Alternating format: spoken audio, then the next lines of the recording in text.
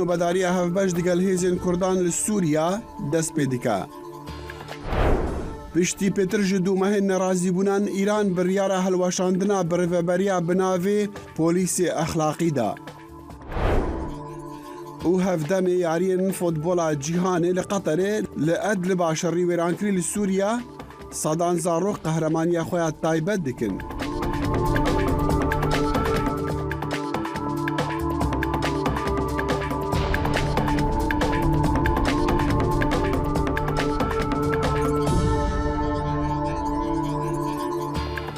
بخير هاتن كورت كوناكشن جي دنگی امریکا لواشنطن هفتی سپیدیا روجا یکشەمەیە. لە واشنطن دی سی و سلاوی ستافی دەنگی ئەمریکا و ئاسۆ جەبار و هاوکارم دەخیل شەمۆتان لێبێت. سەربازانی ئەمریکا ڕۆژی شەمە چاودێری هاوبەشەکانیان لەگەڵ هێزەکانی ڕێبەرایەتی کورد لە ڕۆژاوا لە باکووری ڕۆژهەڵاتی سووریا دەست پێ کردەوە. ئەمەش دوای چەند ڕۆژێک بە ناچاری ڕاگررتنی ئەرکی هێزەکانیان بەهۆی هەڕەشەکانی تورکیا بۆ ئەنجامدانی هێرشی زەمینی نوێ بۆ سەر ئەو وڵاتە. گەڕێکی چاودێری لەشکری کە پێکاتبوو لە 4 زریپۆشی ئەمریکی و 1 زریپۆشی هێزەکانی سووریای دیموکرات کە لەلایەن ئەمریکاوە پاڵپشتی دەکرێن بنکەیەکی ئەمریکی لە نزیک شارۆچکەی ڕمێڵان لە باکووری ڕۆژهەڵاتی پارێزگای حەسەکە بینراون. ئەو ئەرکا چاودێریە بەرەو باکووری ڕۆژهەڵات بەرەو بنکەیەکی دیکەی ئەمریکا لە نزیک سنووری عێراق دەڕۆن. ڕۆژی سێشەمەی ڕابردوو مەزلوم عەبدی فەرماندەی باڵای هێزەکانی سووریای دیموکرات بە ڕۆژنامە نووسانی ڕاگەیان ئۆپراسیۆنە هاوبەشەکانی گروپەکەشان بە شانی هاوپەیمانی نەدەوڵەتی بە سەرۆکایەتی ئەمریکا کە بۆ بەرەنگاربوونەوەی گروپی دەوڵەتی ئیسلامی داعشە بە شێوەیەکی کاتی ڕاگیراوە بەهۆی هێرشە ئاسمانیەکانی ئەم دوایانەی تورکیا و لە کاتێکدا ڕەجەب تایب ئەردۆغان سەرۆکۆماری تورکیا هەڕەشەی لەشکری زەمینی کردبوو. نزیکەی 900 سەربازی ئەمریکی لە سووریا هەن. ئەف ئەرکێ نۆبەداریە یانجی دەورین هەفبەش ji bingehê serêkeyê hêzên hevpeymanan li Rûmêlanê derketine berevgund û bajarokên ku li ser sunûriyê Tirkiye ne. Zana Omer Peyamberê dengê Amerîka li Qamişlo bi mere ji bo zanyarî û karvedana xelkê herêmê ku di tirseka mezin de ne ji ber gefên Tirkiyeyên êrişeka bejayî li ser wê herêmê. Zana dem baş we çi heye nû ji merebêjin li ser vê operasyonê yan ji ser vê dewriyên ku nû dest pêkirine ve.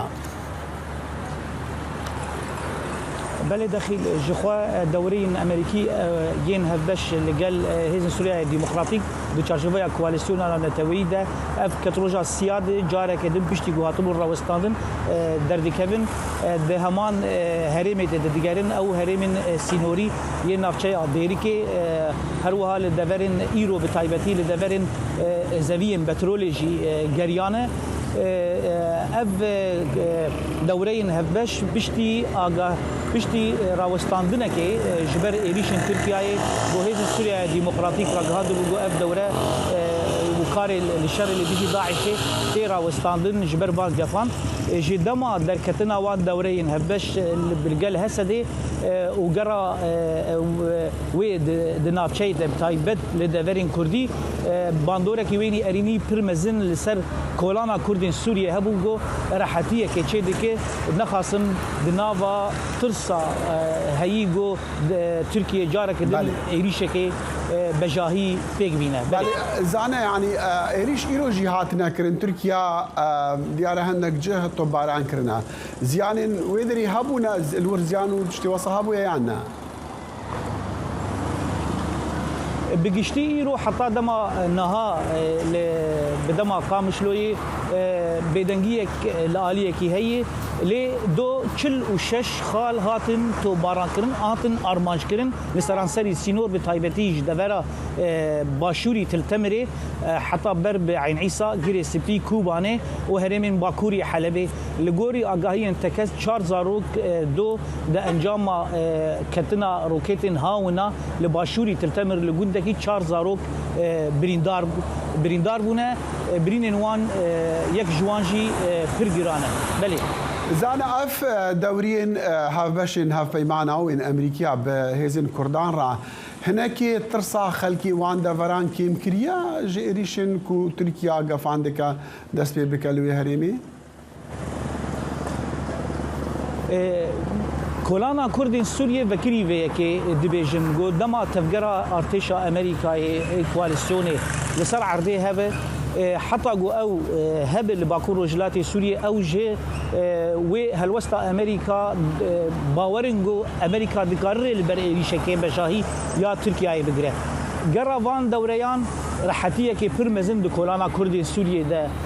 تشيدكه نخصم جو شانين داعشي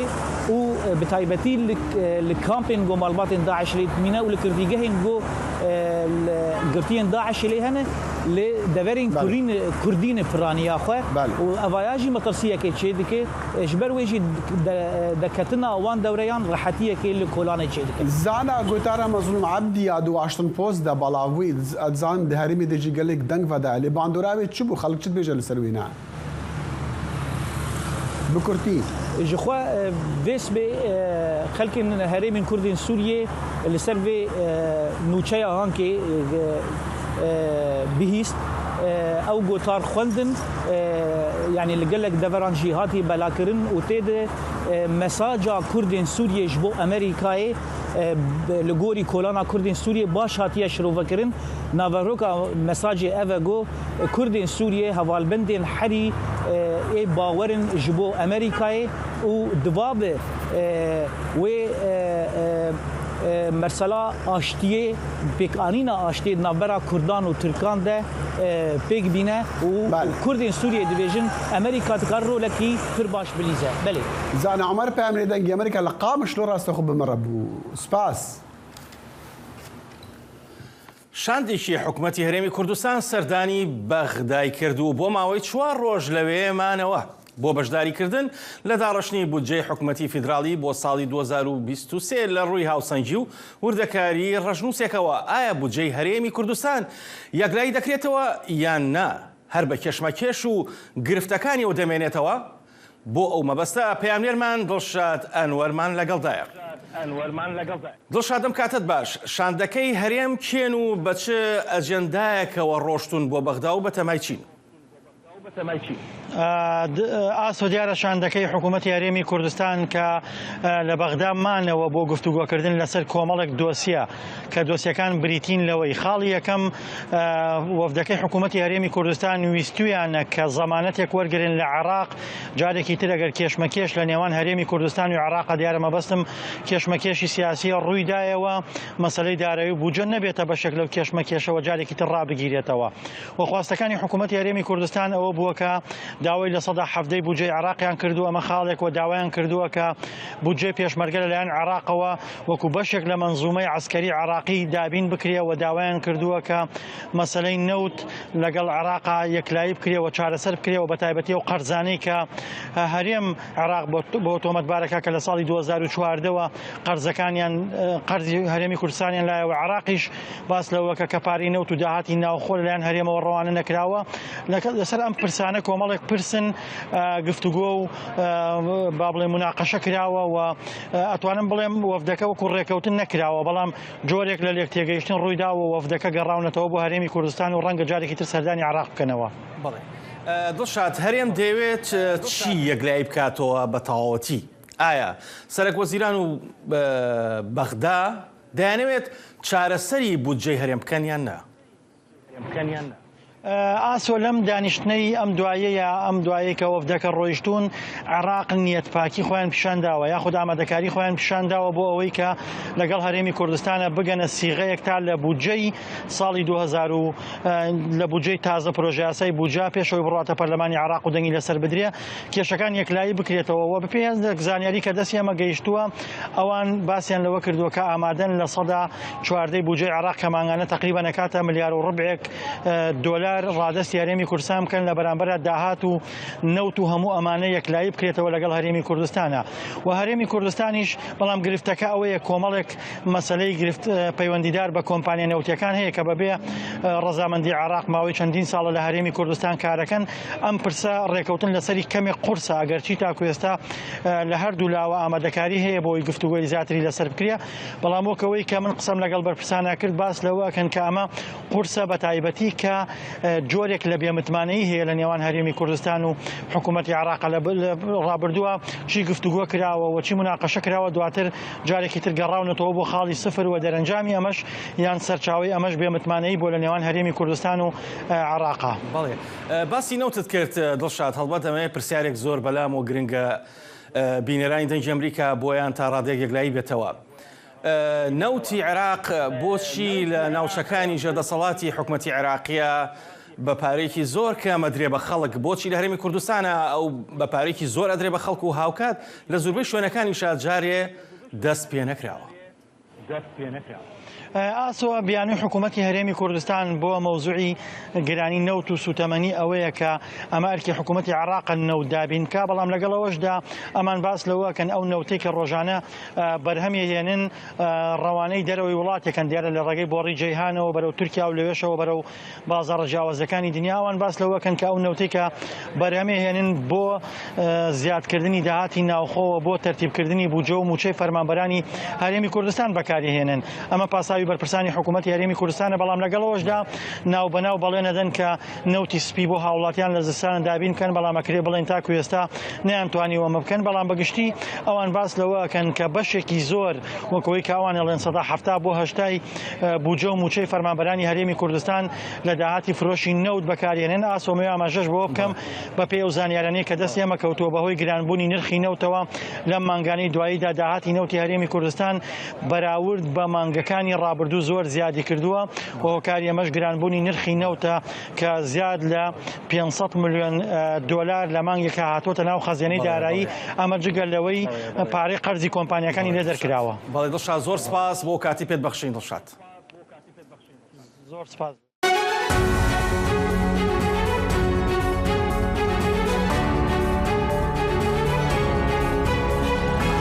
چاوی واشنگتن بەرنامەیەکی هەفتانەیە لە بەشی کوردی دەنگی ئەمریکاوە ئامادە و پێشکەش دەکرێت. من بەڵێن ساڵح هەموو ڕۆژانێکی هەینی لەگەڵ پسپۆڕاندا تاوتوێی گەرموگورترین بابەتی ڕۆژ دەکەین لە پەیوەندی بە سیاسەتی دەرەوەی ئەمریکاوە. لەگەڵمان بن.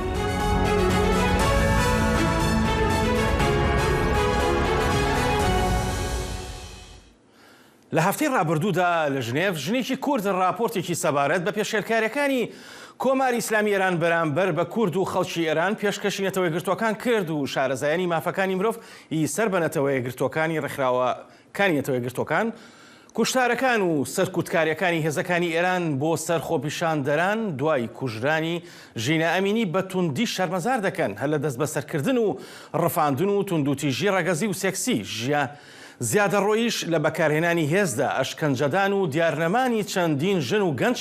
داواشیان کرد بە وردی سەر بەخۆیانە لە راپۆرتەکان کۆڵنەوە و لێپرسینەوە لەگەڵ بەرپرسان بکرێت و ئەنجامدەرانی ئەو تاوانانە بەرامبەر پێشەکردی مافەکانی مرۆڤ ڕوبەڕووی لێپرسینەوە ببنەوە سەبارەت بە توندوتیژی و سەرکوتکاریەکانی کۆماری ئیسلامی ئێران و دوایەمین پێشاتەکانی وتوێژێکمان هەیە ئێستاکە لەگەڵشنە ڕزاییدا کە ئێستا میوانمانە. ئەم کاتت باش نەخەن. سڵاو ئەم کاتتان باش ماندوو نەبن. هەر بژین. شنەخان دەنگۆیەک هەیە کە وەزارەتی دادی ئێران بڕیاری داوە کە دەستگای پۆلیسی بە ناوی ئەخلاقەوە یان کۆنتڕۆلکردنی ئەخلاقەوە هەڵبۆشێنێتەوە. ئایا بە هەڵۆشانەوەی ئەو دەستگا سەرکوتکارە پێشەلکاریەکان لە ئێران دەڕەوێتەوە؟ بەڵێ دەنگۆیەکی واهی بڵاو بۆتەوە کە پێدەچێ ڕاستیش بێت دیارە ئەوە مانۆڕێکی کۆماری ئیسلامی ئێرانە بۆ هێوەرکردنەوەی ئەو خۆپیشاندانانە کە لە ئێستا لە ئارادان بەڵام ینی ئەوە ویست و داواکاری لە ڕاستیدا خەڵک نییە داواکاری خۆپیشەدان شتێکی زۆ گەورەترە ینی ئەوەی پۆلیسی ئەخلاق یان بە قەول گەشتی ئەرشاد تەنیا دەستگایەکی بچکۆلەی کۆماری ئیسلامی ئێرانە و داواکاریەکانی خەڵک بۆ نمونە داواکاری کورد و بەلوچ زۆ لەوانە گەورەترن خۆپیشاندەران لەوێ داوای بنەڕەتیترین مافەکانی خۆیان ئەکەن لەبرەوە ئەوە جوابگۆی بیان داواکاریانەی خەڵک نییە و خەڵکیش ئەوە تەنها میکانزمێکی ئەوە ئەیانەوە تەنها بەو شێوەیە بیانەوێت بەڵکو خۆپیشاندەران ئارام بکەنەوە. بەڵێ ئێوە وەک تاکە ڕێکخراوێکی مافەکانی مرۆڤی کوردستان بەشداریتان کرد لە کۆنگرێکی گرنگی نەتەوەی گرتوەکان هاودەنگی کۆمەڵگەی نێودەوڵەتی و ڕێکخراوەکان چۆن بوو بەرامبەر راپۆرتەکەی ئێوە؟ دیارە ڕێکخراوی دیکەش لەوێ بەشدار بوون وەکو ڕێکخراوەکانی هەرێک لە بەلوچەکان و ئاهوازیەکان لەوێ بەشەرهدەن چەندی ڕێکخراوی دیکە پێکاتەکانی تریژ لەوێ بەشدار بوون بەڵام ئێمە راپۆرتی ئێمە تایبەت بوو بە ئەم خۆپیشاندانانەی دوایی قوربانیەکانی ئەم دوایانە و هەروەها ئێمە لەوێ داواکاریمان هەبوو پێشوازێکی گەلێک باشی لێکرا ئەوە ینی لایەن هەموو بەشدار بووانەوە لەوێ ئەمە بووە هۆی کاردانەوەیەکی بڕێکتوندی نوێنەری کۆماری ئیسلامی ئێران لەو شوێنە کە ئەمە بۆ خۆی نیشاندەری ئەوەیە کە ینی راپۆرتەکەی ئێمە لە شوێنی خۆیان بوو بۆ یەکانە ینی نوێنەری کۆماری ئیسلامی هەستیکرد ناچارە بە دشکردەوەیەک نیشان بدا لەوێ. بەڵێ بەڵێ بە دڵنیاییەوە من گوێم لە وەڵامدانەوەکە بوو زۆر بە بێزارانە وەڵامیانەوە دیارە زۆر کاریگەر بۆ لە سەریان. باشە شنەخان دوایمین بڕیاری نەتەوەی گرتوەکان بەرامبەر پێشەرکاریەکانی کۆماری ئیسلامی ئێران و ئەو کوشتار و زیندانیکردن و ڕەفاندن و حکمی سێدارەدان و کە دەری کردووە تا ئێساکە دەرحەق بە خەڵکی ئازادیخوازی کورد و هاوکات بەلوجی و تەواوی ئێرانیەکان ڕەت دەکاتەوە. ئایا کۆمەڵگەی نێودەوڵەتی دەتوانێت چی بکات بەرامبەر کۆماری ئیسلامی ئێران لە کاتێکدا نایەڵێت نەتەوەی گرتوەکان بێنە ناوە بۆ لێپێچینەوە کردو بنکۆڵکردنی ئەو پێشەرکاریانی کە کردویانە؟ دیارە ینی کارەکان بەردەوامن کۆمەڵگەی نێونەتەوەییش ینی ئەبێت ینی هەوڵی خۆی بدا بۆ ڕاگررتنی ئەم هەموو توندڕەوی ئەو شتانە دیارە کارەکانی با بڵین نێتەوەی گرتوەکانی شەروە بەردەوامە ئێمە کۆبوونەوەی ترمان هەیە و کۆماری ئیسلامیش لە کۆتاییدا مەجبورە ئەبێ وەڵام دەربێ ئەلەم شتانەیە ئێمە بەردەوام بۆ نمونە ئێمە کاری خۆمانە کێمە راپۆرت توشتی خۆمان بۆنیە بۆیان ئەنێرین و لە بۆ نمونە ئێمە راپۆرتەکانی خۆمان ئەندەرین بۆ چەندی شوێنی جیاوازێ بۆ نمونە لە بەهاری داهاتووە لە کۆتایی مانگی فبریەی 2023 پەنجادۆمین قولی دانیشتنی تەوەی گرتوەکان تایبەت بە مافی مرۆڤ بەکاروباری مافی مرۆڤ تێگیردرێ لەوێ راپۆرتی تایبەتە درێ. بەڵێ شنەخان تام سەروەختە سەدان کەس بەدەستی هێزەکانی کۆماری ئیسلامی کوژراون، سەدان کەس ڕفێنراون و سەدان ژنی ناڕازی لە وڵاتەدا زیندانی کراون. ئەمە بێجگە لە سەدان بریندار و بێسەر و شوێن. ئاماری پێشێلکاری ڕاستەقینەکانی کۆماری ئیسلامی لە لای ئێوە هەیە. دەتوانن هەندێکمان بۆ باسکەن بە کورتی؟ بەڵێ ئەتوانم زۆر بە کورتی ئاماژەی بکەم. دیارە شتێکی ڕاستیەکەیە کە ئامارەکان بەردەوام ینی گۆڕانکاریان بەسەرادێت ئەو ئامارانەی کە لە لای ئێمەیە لە ڕاستیەوەکە لە بەردەستی منایە هەتاکو بەرواری 30 نۆڤەمبرە و هەتاکو ئێستا 480 کەس بەلانی کەم و لەمانی ئەم ساڵا ینی لە سێدارە دراون. ئەلەم ئامارانە بینی زیاتر لە نیوەیان ینی لە پێکهاتەکان پێک هاتووەن لە بۆنمونە کورد و بەلوچ زیاتر لە 140 تەنیا بەلوچی تیا بووە زیاتر لە 90 کەس تەنیا لە کورد بوون. ئەمانە تەنیا ئاماری با بڵێن ئەو کەسانن کە سیاسی بوون و ینی بە حکومی بەخۆ سیاسی دراون و بەڵێ ئەمە تەنیا لە کاتی ئەو خۆپیشاندانانەش ینی زیاتر بە 400 کەس لە گیانیان لەدەستداوە بە هەزاران کەس بەڵێ دەستگیر کراون و دەستگیرکراون و ڕفێنراون و زۆرترینی ئەم ئامارانەش ینی دیارە تایبەتن بە بڵێن کوردستانی ئێران و هەروەها بەلوچستان و ئەوانە ئەمەش بۆ خۆی ینی نیشانی ئەوادا کە ینی ئامانجی سەرەکیش ئەلەمانە ڕێک تەنیا ڕێک کەمایەتیەکانن لە پێکهاتەکانن. بڵێ شنەخان هەڵبەت قسەکردن لەسەر پێشەکارەکانی ئێران بە چەندین ڕۆژ تەواو نابێ پێکەوە گفتوگوی لەسەرکەین. زۆر سپاس بۆ و کاتەی پێت بەخشین. زۆر سپاس بۆ ئێوە. هەربژین. هەرچەندە لە هەرێمی کوردستان خاوەن پێداویستێ تایبەتەکان زۆرن بەڵام دەڵێن دەرفەتیان نییە ڕۆڵ ببینن. ئەوان دەڵێن گەنجانی هەرێمی کوردستان بە گشتی لەبیر کراون و فرامۆش کراون. هەرچەندە ئێمە چەندین بەهرەی جیاوازمان هەیە ئەوان وا دەڵێن، بەڵام لە کۆتاییدا بارەکانمان ژیانێکی شایستەی بۆ دابین نەکردوین. گەنجی ئێرە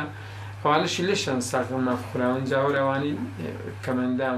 بەدەم وێنە کێشانەوە و لەگەڵ تێکەڵکردنی ڕەنگەکان ئاماژە بۆ گرفتانە دەکات کە دێنە ڕێگەی. ئەو دەڵێت کەسانی خاوەن پێداویستی تایبەت بێناسترینەکانن لە کوردستان. ژیان بەزەیی بۆ کەس نییەوە ئەمە ژواکات کە تۆ لەو دۆخەیە بیت و ژیانیش هەمان تەکالیف و هەمان پێداویستی و ویستەکانت لەسەر لێ داوا بکات و هەمان زەختەکەت لێ بکات، لەو کاتەیە سەختیەکانی ژیان دەرەکەون، لەو کاتەیە گیرروگرفتەکان زیاتر دەرەکەون، لەو کاتەیە زیاتر تۆ هەست بە با بڵێن زەقبوونەوەی حاڵەتی کەمەندامیەکە دەکەیت. تەنیا لە هۆن نییە کەسایەتیەکی کارامەی هەیە و پەراوێز خراوە. بەڕێوەبەرایەتی چاودێری و گەشەپێدانی کۆمەڵایەتی هەڵەبجە پرۆژەی خزمەتی بۆ پشتیوانیکردن لە بەهرەمەندە خاوەن پێداویستە تایبەتەکان ڕاگەیاند، چاویان لە دەستی خێرخوازانە بۆ پشتیوانیکردن لە پرۆژەکە. کەسانێکی زۆرمانەیە خاوەن پێداویستی تایبەت و بەهرەمەندیشە. ئێمە لەمڕۆ بەدوا و پرۆژەمان ڕاگەیان و کە ئەتوانین ئێمە پشتیوان و هاوکاریان بین لە ڕووی پرۆژەوە، لە ڕووی ئەداوە، لە ڕووی لۆجستیەوە ئێمە هاوکارە بین. بەڵام بۆ خۆتان ئەزانن هەم بەڕێوەبەرایەتیەکەم وەزارەتمان بۆ جێیەکی تایبەت بەم پرۆژەیە نییە تا ئێمە بڵێن پشتی مادی ئەتوانین بکەین. بەڵام ئومێدەکەین لە میمبەرەکەی جەنابتانەوە ڕایەگەینین کە پێویستمان بە هاوکاری پشتیوانی کەسانی دڵسۆز و سەرمایەدار و خێرخواز هەیە بۆم پرۆژەیە. لۆهۆن خاوەنی چەندین پێشەنگای شێوەکاری و کارامەییەکی زۆرە لە بواری کۆمپیوتەر و پرۆگرامسازی. ئەو دەڵێ بەهرەکان هەرچەندە هەبن بەڵام ناوەندێک نەبێت بۆ بەدەمەواتن، سوودێکی ئەو تۆیان بۆ خۆی نەبووە. فیری زۆربەی بەردامەکان بوو، بۆ نمونە بەردامەکانی ئەدۆب لە ئەڵسترێتر، لە ئیندیزاین، لە فۆتۆشۆپ، لە پرایمەر، لە ئافتەر ئیفێکت، لە بەرنامەی ئەوتۆدێسکمایە، سینەما فۆردی، حتا ینی توانای من لە گرافیک دیزاین بەدەریش بوو، گەیشتە ئەنیمێشن و کاری جوڵە و ئەمانە بەدەر لە زمانی عەرەبی و فارسی و خەریک بووی فێری ئینگلیزیەکەش بوومەوە. ئەمانە بەدەر لە کاری شێوەکاری و کاری ڕنگ و ئەمانە. لە ڕۆژی جیهانی کەسانی خاوەن پێداویستی تایبەتدا ئەوانەی خاوەن پێداویستی تایبەتن چاویان لەوە نییە کە بە سۆزەوە سیر بکرێن، بەڵکو وە خۆیان دەڵێن دەیانەوێت دەرفەتیان بخرێتە بەردەم تاوەکو ڕۆڵ ببینن. فەرحان هەورامانی، دەنگی ئەمریکا، هەڵەبجە. دوشەمەی وەزیرê berevaniya Amerîka Lloyd Austin Rûsya bi hovatiya bi mebez di şerê wê de li dijî Ukrayna tawanbar kir û got ku Moskw bi mebez sivîlan dike armanc. Austin li forma rêgeniya parastina nifneteweyî lê Simi Valley li Kaliforniya got ku ew di êrişin روسیا دا زاروک مرنا و نخوشخانه و دبستان و ایران بونا روژا این تیمی لیکولینا نتوین جالی نتوین اگرتی و هاتی دست نیشان کرن جبو لیکولینا لسروان رنگ ایریشان گوتیا کو او ایریشن روسیا لسر جرخانه آبوری و پیشسازی لو اوکرانیا وقت تاوان جنگینا جه دست پیکا مها دهورا روسیا ایریشان دکسر سازین الکتریکیا اوکرانیا و بمليونان خلکوی به کهره پشتنا روسیا دبیجا او سیویلان ناکا آرمانج لی دخوازا شیانا کیویا شری لاواز بکا. دادگایکی تایبەت بۆ دادگاییکردنی ڤلادیمیر پوتین سازکراوە.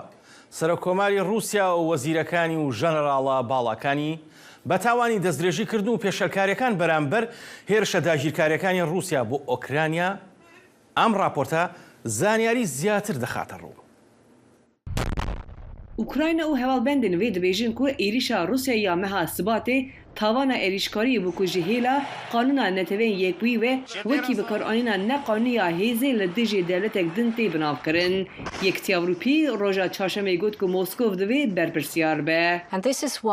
Em pêşniyar dikin ku dadgeheke pispor bi piştgiriya netewên yekbûyî ji bo vekolîn û dadgehkirina tawanên êrişê yên Rûsyayê were damezrandin. دادگاه تاوانان یا نامنتوی جخواه تاوان شهرین روسی لکولین دکه دناو ده گرتنا کیفی و کشتنا سیویلان اشکنجه دستریجی و آرماشکرنا بنسازین سیویلین اوکراینایی لی پارزر فرانک لدویچ دن دستشان دکه که روسیا نه امضاکاری دادگاهیه. دادگاه جزایی یا نامنتوی گله کشین دادوری را روبرویه. به تایبەتی دەربارەی تاوانên destdirêjiyê da. Yekem gav ji bo avakirina dadgehekî taybet dê bi pêşkêşkirina biryarekî ji Konseya Evlekarî ya Netewên Yekbûyî re pêk were. Ev dê ji aliyê Rusyayê û belkî Çînê ve jî bihêt vetûkirin. Ji ber vê yekê dê paşê biçin civata giştî. Civata giştî dê deng bide. Dibe ku ew piraniyê bi dest bixin. Dadgeha nû dê piştewaniya neteweyên yekgirtî bigire. Komkirina delîlan dê tevlî hev be û dê dem bigire.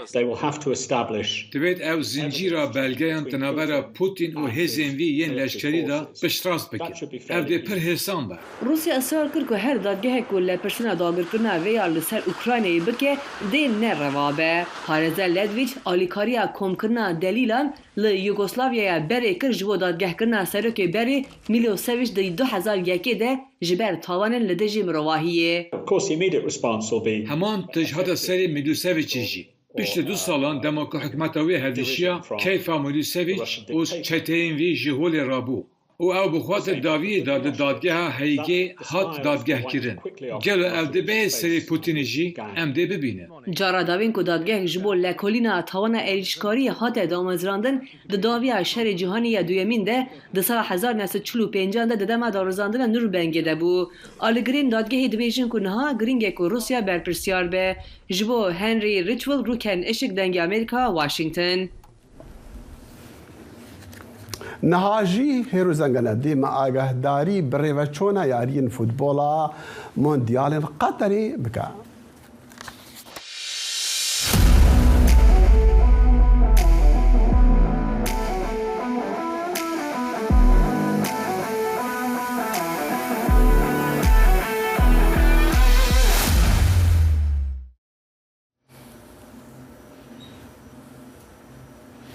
سڵاو ئازان بەخێربێنەوە بۆ بڕگەی جامی جیهانی 2022 کە لە قەتەر بەڕێوە دەچێت.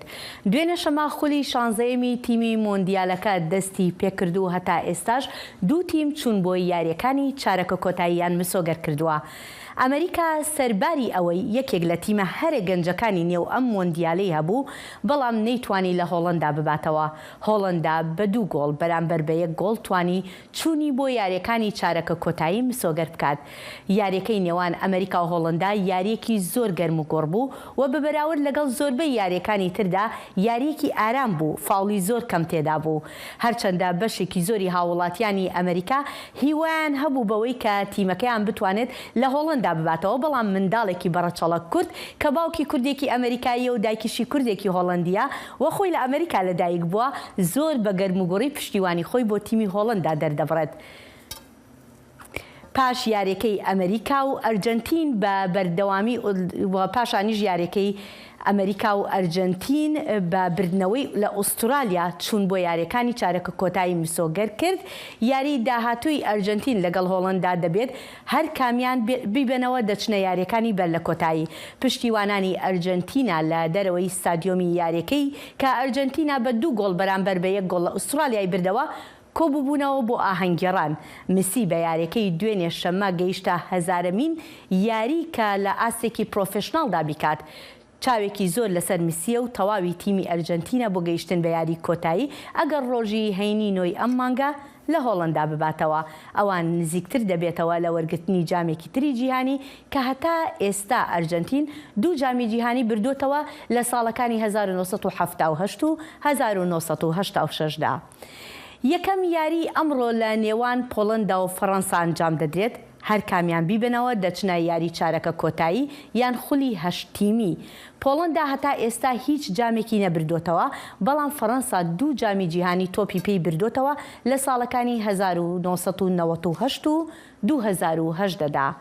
هەر ئەمڕۆ یاریەکی تر لە نێوان ئینگلتەرا و سینیگاڵ ئەنجام دەدرێت. ئینگلتەرا هەتا ئێستا 1 جار لە ساڵی 1966دا جامی جیهانی بردوتەوە و سینیگاڵیش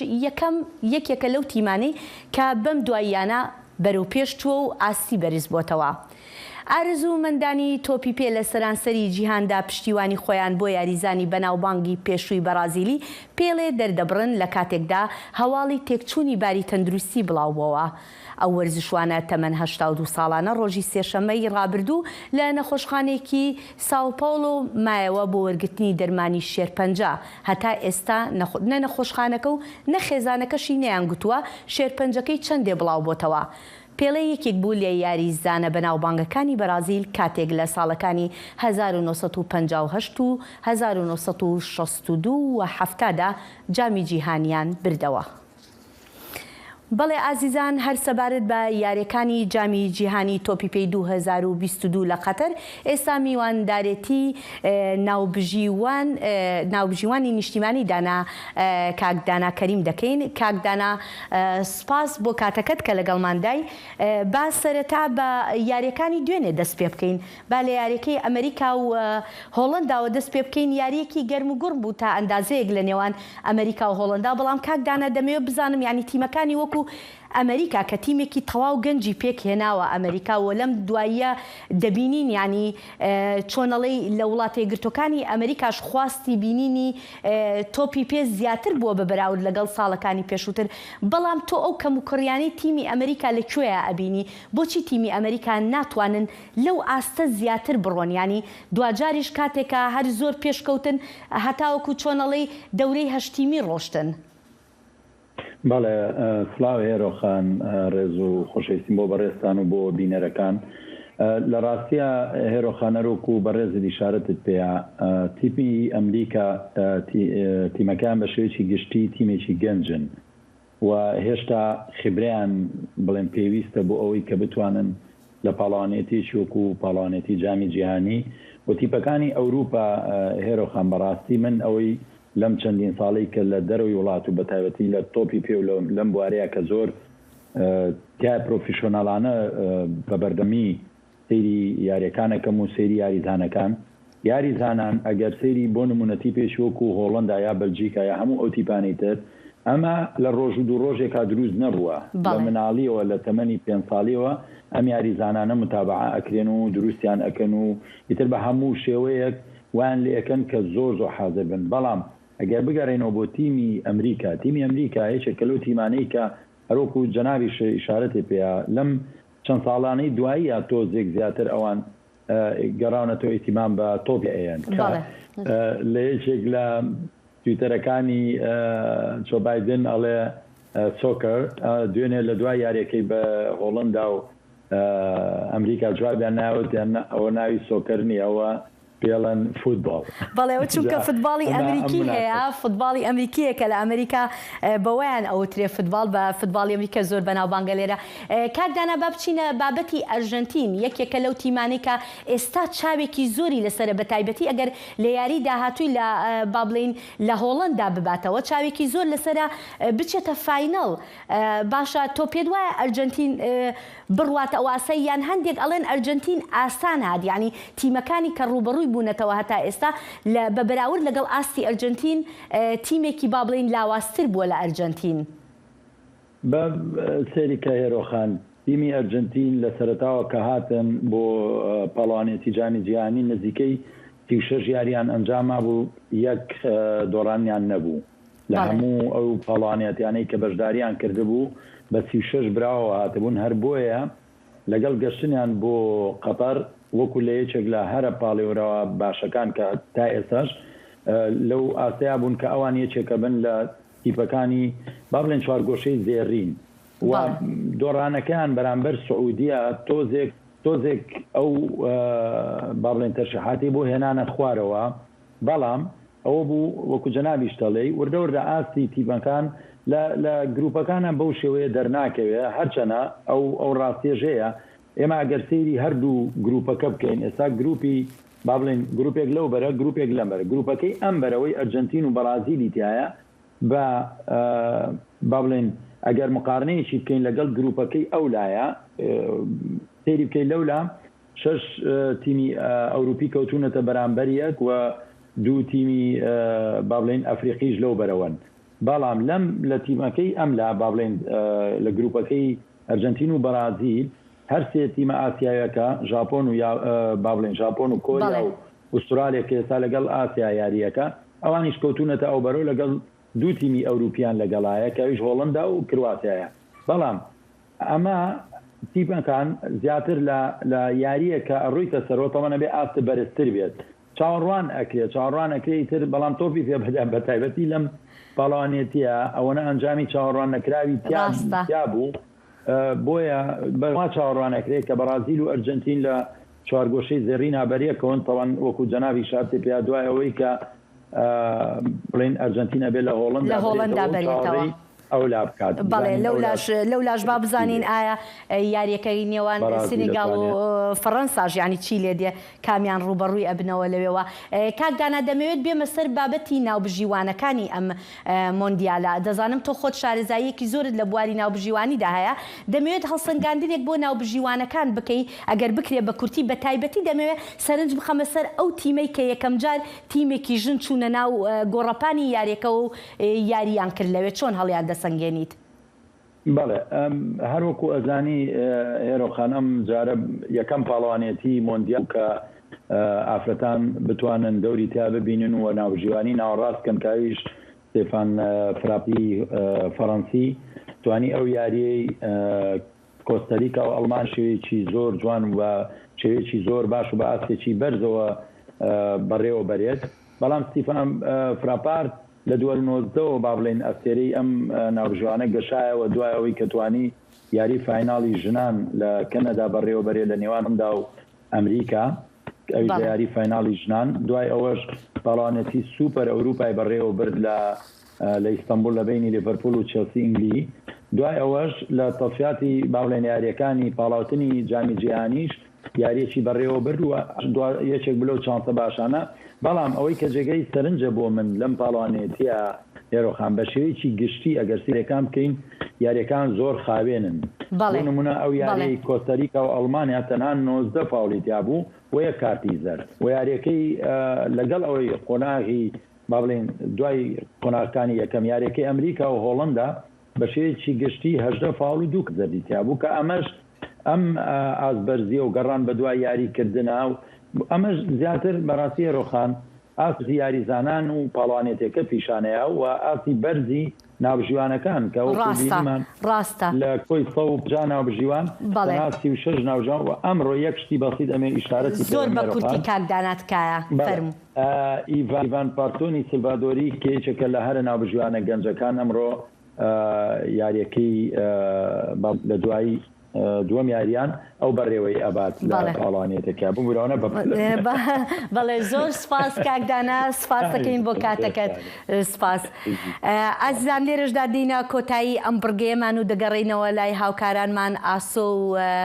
دەخیل تا بزانین ئەوان لەسەر ئەم بابەتە چیانەیە. ئاسۆ تۆ ئەمڕۆ لێرە لەگەڵمانای دەمەوێت بزانم تۆ پشتیوانی لە کام تیمەکەی؟ من زۆر پشتیوانی ئەمریکاکەم بەڵام ئەمریکا ڕۆی بەڵام پشتیوانی بەرازیل و ئەرجنتینەکەم زۆرم خۆشەوێن. بەڵێ هەر دیسانمە پەیامێکی دی وەرزشی هەیە دەماک و خەڵکی سەرانسەری جیهانی بە تەماشاکردنا کۆپا جیهانی فیفا یا قەتەری شاد دەبن بە سەدان زارۆکن هەرێما ئەدلبی و شەڕی لە سووریا وێرانکردنا کۆپا جیهانیە کەمپێدا و تایبەت بوانە هاتیە ڕێخستن دەبێ راپۆرتێدا ئەمێوان لە ئیستگوانان ببینین کو دەکەمپادا مەزن بوونە. دوای چەندان مانگ لە ڕاهێنانکردن ئەم منداڵە سووریانە کێبڕکێ دەکەن لەوەی بە کەمپی جامی جیهانی ناوی دەبن. هەندێک لەم یاریزانانە لە ناوچەکانی پیشەسازیەوە دێن واتە لەو شوێنەی منداڵان تێیدا کاری قورس و مەترسیدار دەکەن. جەنگەکە کاریگەری کردوتە سەر هەموو شتێک. ئێمە لە نێو کەمپەکەدا گیرمان خواردووە و ناتوانین بچینە دەرەوەی. ڕێکخەرانی یاریەکان هیوا دەخوازن یاریەکان سەرنجی نێودەوڵەتی بۆ سەر جەنگەکە و قەیرانی مرۆیی ڕابکێشێت ئەوەی لە ئەدلیب هێشتا هەر بەردەوامە. ئێمە هیواخوازین چارەسەرێک بۆ خانەوادەی ئەم منداڵانە هەبێت بۆ ئەوەی بتوانن بگەڕێنەوە بۆ زێدی خۆیان کە لێوەی ئاوارە بوون. باوەنی منداڵەکان دەڵێن منداڵەکانیان لە کەمپە دابڕاوەکان لە ئیدلب ژیان بەسەر دەبن تووشی زیانی جەستەیی و ڕەوانی دەبن ئەوەش بەهۆی جەنگ و هەژاریەوە ئەو باوانانە دەڵێن گەمەکانی تۆپی پێ کێشەکان چارەسەر ناکات بەڵکو کەمێک ئازارەکانیان هێور دەکاتەوە. ئەگەر جەنگ نەبووایە ئەوە منداڵەکانم ڕەوشی دەرونیان باشتر دەبوو لەبەرەوەی جەنگەکە و بردومانەکانە هەمیشە منداڵەکانم دەترسێن و ناتوانن بە سروشتی بژین. منداڵەکانی بەشداری لەم کێبڕکێ یاریانەدا دەکەن لە شێوازی تیمدا ڕێک دەخرێن هەندێک لەو یاریزانە منداڵانە دەڵێن ئەم کێبڕکێیە یارمەتیمان دەدات لە بینینی داهاتوویەک بە دوور لە جەنگ. خەونی منەوەیە کاتێک جنگەکە کۆتایی دێت بەشداری لە یاریەکانی جامی جیهانیدا لە ئەوروپا و لە ئاسیا و هەروەها لە تیمی هەڵبژاردەی نیشتیمانی سووریدا بکەم.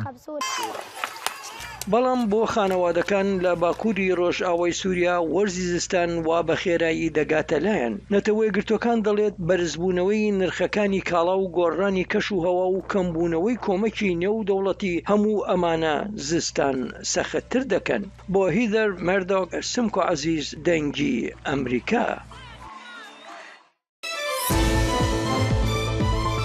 برنامه هفترنگ برنامه کنری یا بشی کردی لدنگی امریکایی از لقمان احمد هر دو هفتی جارکی و بمگرکی ناو اختی چاندو نرا رنگین بمرانه.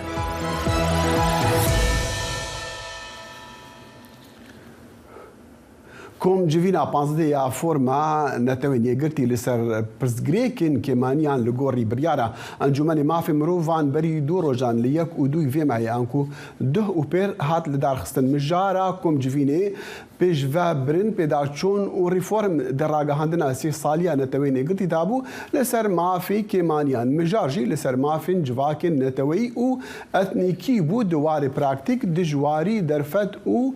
دست پیش خریان دا جبو ریگرتنی له بهافچونان و پاراستنا مافین مروان ین جواکن کیمانیان حسو هرمی سروکی دزگاه ازدیا ریگرتنی لجنوسایدان یک جدسته یک چار اندام بو یا ازدیان هلبد لجوینی آماده بو نها او لامستردامی راستو خب مره یا حسو دم باش داخوازه افصال یا و کو ازدی جویکم جوینا نتوینی گرتی چی بو چوکا زانم بری نهاجی دوان جوینا دا سالن بوری اون آماده بون افصال داخوازه و چی بو زور سپاس دست پیکه بوی دلیوی دست خوشی لوتکن دو وکی هر سال پراستیجی فرقی جدا وی سال و سال دی فرم خود بو بتر افصال بتر سرهنده اختن او کالچوا سرشنو پشتی سالا راگهاندنا ما في مروج بو كم نتوا تواري اتنيك دتواري يعني بو اقليات بشتي سرشنو اوان فكر كان كاچوا امكارين پیش دبين گوی خوب دینه دنگ وام خوبی خلکی بخو اقلیت بخو چی فکرن چی بجن فرقی دویدر دبو و ایتم چاره دب راستی ریدا بون کو تشتکی بفکری جی هر کس گلی خوب گیند لی هر چوابت پشتکداری که باشه یا ازدیاد دوی فرم ده هبو ام خطاب همو کسی تدا حاضر بونجی تقریبا نزدیک یک بو لهره شوازه که گهند ازین عراقی تشتغلک باش ازین عراقی تدا حاضر ببون او جرای که کو عشرین ازدیاب خوب خود تدا حاضر بون که اب خود چید بجن بتر با البته وقت قربانی خود ده حاضرن بتر باوریه هی وک قربانی وک شهد عیان او خود شهد فکرن او چیت خوازنش دو مساج کردستانی هات بله باشه متخواست بزام برسوا کار بدستین نتونی گتی لور چاب جبوان داخوازه و جبوان گلی و گازدین قوه دکرن لور البته نویسین جمع دایم مقرر خاص جدید جدا وقت سازیام سازیای ازدی انترناسیونال بو برهنگاری کردن جنوساید چون مرکز استشاری های محققه های امراپورا دز بجی بدین نویسین جی بدین تینا ورگرتن همو هیکلیات الامم المتحده و فرمت واندا قبولنا کن رک خراون لوکال حاضر بن تند وی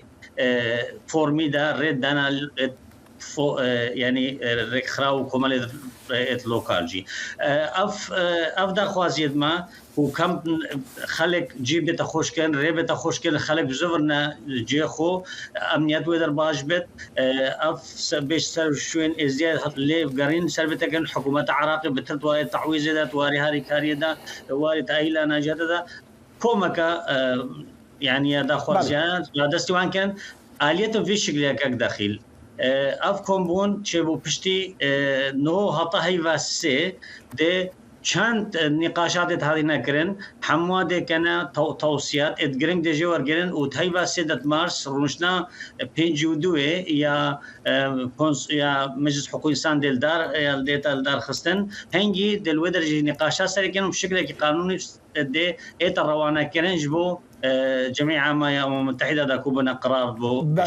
هل بتا ديارة بتر بابتن كو أفصل مجرى أفصل ياوان جفينانكم جفينا بانزدي يا وكو بيجن دستيا ما في مروف عن نور دا خواز دكن كو جوهرينا بكن ويان ريفورما بكن أو ريفورم دتشو عريدا بون وآيا دوان ريفورما دا دوان جوهرينا دا قد بحثي كيمانيين أولي عن نجادي دا عراق دا هاتيا كرن عن دا هارمي دا بقشتي دا همو سركمان يقول سر همو جاني اللي عندك ولاد هاي الوكي عراق يمن سوريا ليبيا مناطق الشر اللي شدت بترش سروان بحث هاتا كنا براستي